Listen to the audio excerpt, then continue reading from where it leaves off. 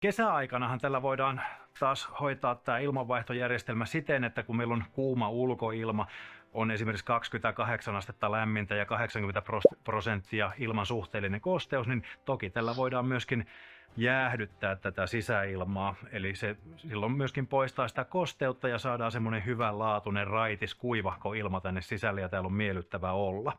Ja se, että jos teillä on vanhoja ilmanvaihtolaitteita, tulo-, poisto-, lämmön talteenottojärjestelmiä, jotka on jo tekniikaltansa vanhentuneita tai muuten huonossa kunnossa tai ette ole siihen hyötysuhteeseen tyytyväisiä, niin tämän poistoilmalämpöpumpun saa myöskin ilman tuota lämminvesivaraa ja osaa, ja silloin se käy hyvin helposti sen vanhan koneen paikalle. Tietysti jotakin pieniä kanavointeja siinä täytyy tehdä, että se saadaan siihen sopimaan. Samoin sitten tämä poistoilmalämpöpumppu käy, olipa teillä sitten sähkölämmitteinen talo, niin kuin tässä tapauksessa, tai vesikiertoinen lämmitysjärjestelmä, joko toteutettuna lattialämmityksellä tai patterijärjestelmällä, niin siellä on myöskin yhteet sitten, mitkä pystytään tähän vesikiertoiseen lattialämmitykseen kytkemään niin, että saadaan hoidettua sillä sitten koko sen talon lämmitys.